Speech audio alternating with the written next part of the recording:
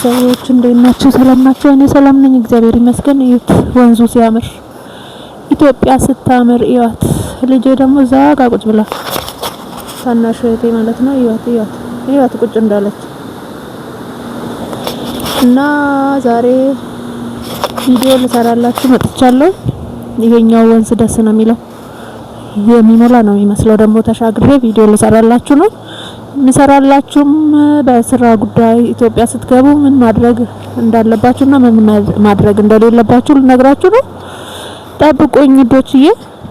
ላይክ፣ ሼር፣ ሰብስክራይብ እያደረጋችሁ ጠብቁኝ እና ዶችዬ ቤተሰብ የሆናችሁት ላይክ በማድረግ ይጀምሩ እና በስራ ጉዳይ ነው ላወራችሁ የመጣሁት። ብዙ ጊዜ ምን እንደምሰራ ምን እንደጀመርኩኝ ነግራችኋለሁ ብዬ አልተመቸኝም። አሁን ስራውን ስላቆምኩኝ ያው ሰዓትም ስላለኝ ልንገራችሁ ብዬ ነው። ምክንያቱም ይጠቅማችኋል።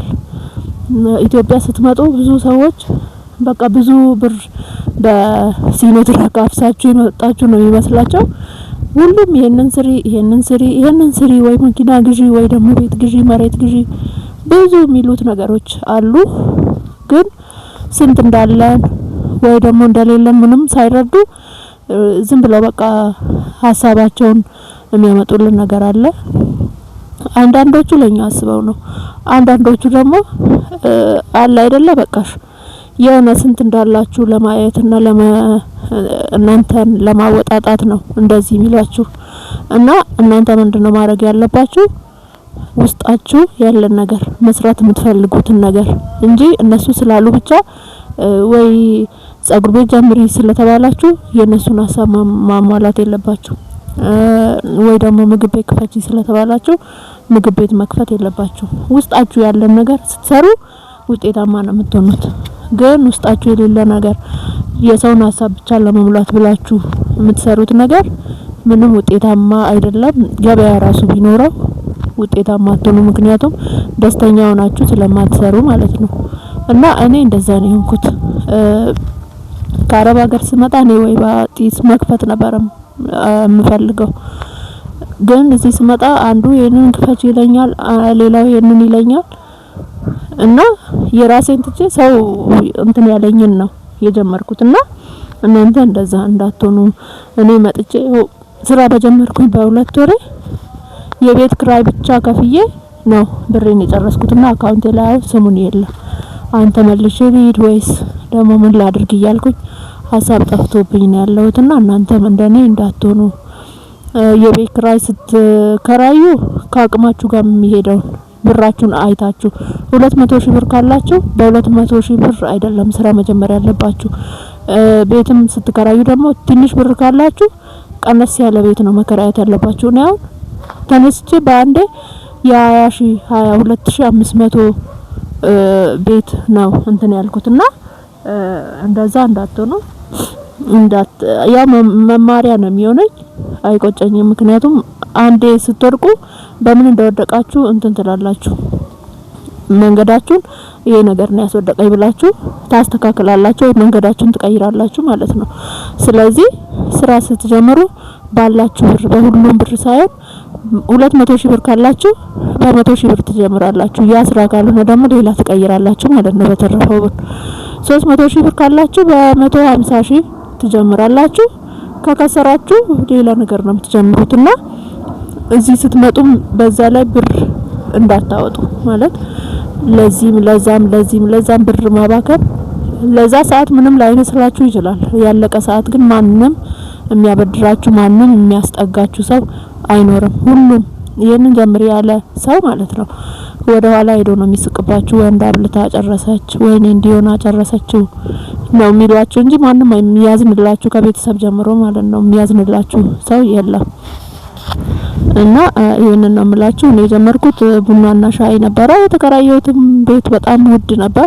ሰው ስላለኝ እንጂ እኔ ውስጥ ይፈልጉት አልነበረም። ሲሰራውም ደግሞ ከልቤ አልነበረም።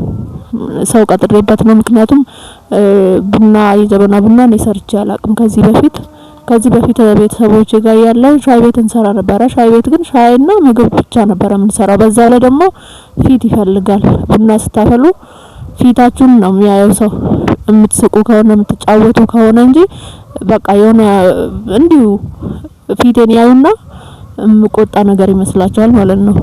መምጣት ቢፈልጉ ራሱ ይሄዳሉ። ትቆጣለች፣ ትኮሳተራለች ምናምን እያሉ ማለት ነውና ሻይና ቡና ነበር የተጀመረው።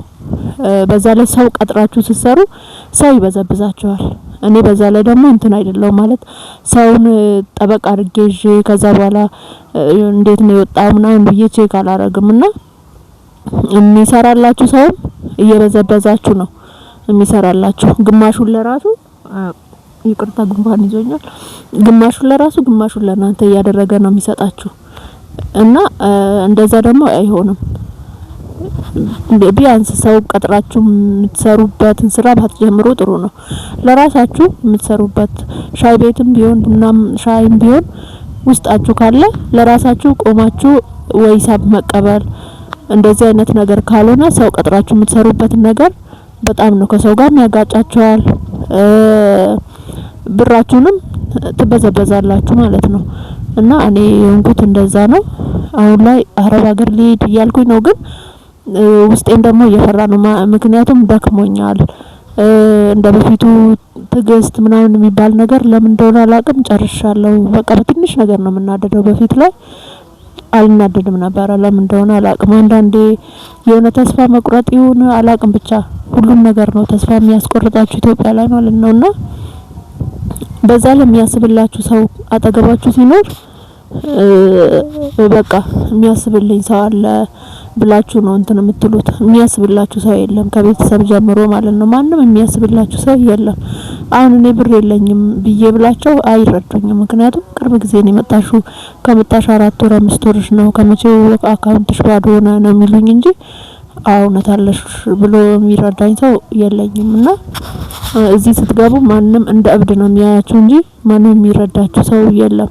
ብታለቅሱ ብትጨነቁ አይዞሽ የሚላችሁ ሰው የለምና ብራችሁን በጥንቃቄ ያዙ። ስራ ስትጀምሩ ስራችሁን ምን መጀመር እንዳለባችሁ መጀመሪያ ላይ አስቡ እና እንደዛ አድርጉላችኋለሁ። የዛሬ መልእክቴ ይሄንን ነው እና በዛ ላይም ደግሞ ዩቲዩብ ቀጥቶኛል። በፊት ሞኔታይዝ ሆኖልኝ ነበር። አሁን ግን ሞኔታይዙ እንዳለ ሆኖ ምን እንደሆነ አላውቅም አድሴንስ ተዘግቶብኛል። ይከፈትልኛል ብዬ አስባለሁ። እናንተ ደግሞ ላይክ ሼር እያደረጋችሁ በኮሜንትም እያበረታታችሁ ሌላም ነገር ወቀሳም ከሆነ አስቀምጡልኝ። ማስተካከል ያለብኝም ነገር ካለ ይሄንን አስተካኪ እዚህ ጋር ይሄ ይጎላዋል ብላችሁ ንገሩኝ እላችኋለሁ። ውዶችዬ በያላችሁበት ሰላም ሁኑልኝ። ወዳችኋለሁ። ቻው ሰላም ሁኑ።